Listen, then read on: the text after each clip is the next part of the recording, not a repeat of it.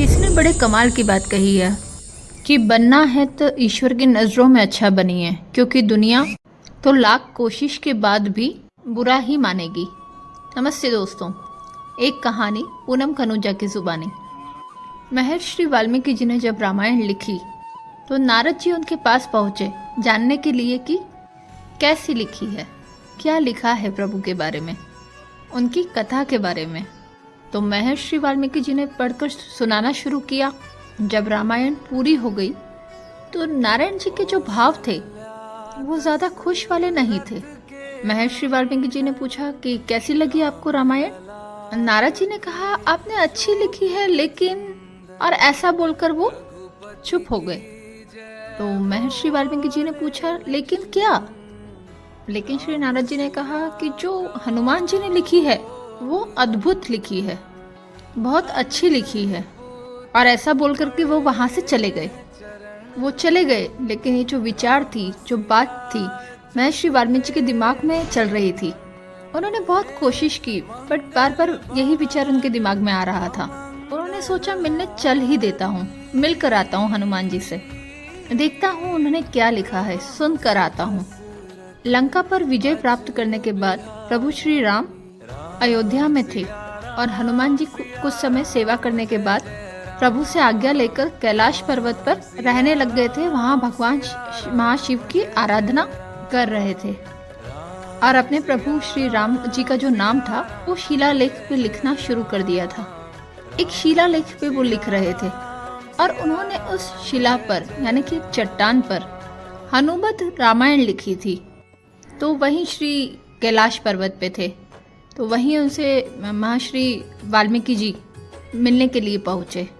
जब मिलने के लिए पहुँचे, बातचीत हुई, कैसे हैं, क्या है। तो महर्षि वाल्मीकि जी ने कहा है कि मैंने सुना है कि आपने भी रामायण लिखी है, अगर मैं आपकी रामायण पढ़ पाता।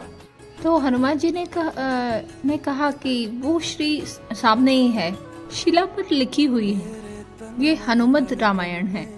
महर्षि वाल्मीकि जी बिना देर किए वहां पहुंचे और उसे पढ़ने लगे और पढ़ते पढ़ते उनकी आंखों से अश्रुधारा बहने लगी।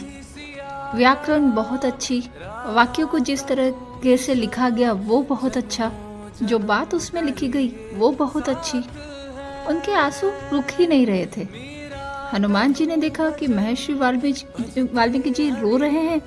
उन्होंने पूछा क्या हुआ, खराब लिख दी, बुरी लिख दी, अच्छी नहीं लिखी। महर्षि वाल्मीकि जी ने कहा अद्भुत लिखी है, अति सुंदर लिख दी है। मेरे रोने का कारण यह है कि जो मैंने लिखी है अब दुनिया उसे क्यों पढ़ेगी, आपने तो अद्भुत लिख दिया है। और ऐसा बोल करके वो फिर से रोने लगे। हनुमान जी ने कहा बस इतनी सी बात, आप चिंता क्यों करते हैं। महर्षि वाल्मीकि जी को अपने कंधे पर बिठाया और दूसरे कंधे पर वो शिला रखी, वो चट्टान रखी जिस पर हनुमत रामायण लिखी थी। उड़ करके समुद्र किनारे पहुंच गए। महर्षि वाल्मीकि जी के सामने समुद्र में उस शिला को बहा दिया, उस चट्टान को बहा दिया।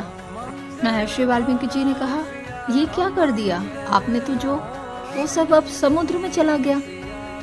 हनुमान जी ने कहा कि आपके लिए रामायण बहुत आवश्यक है जो आपने लिखी है, क्योंकि उससे आपको दुनिया जानेगी कि महर्षि वाल्मीकि जी थे। मेरे लिए प्रभु का नाम बहुत आवश्यक है।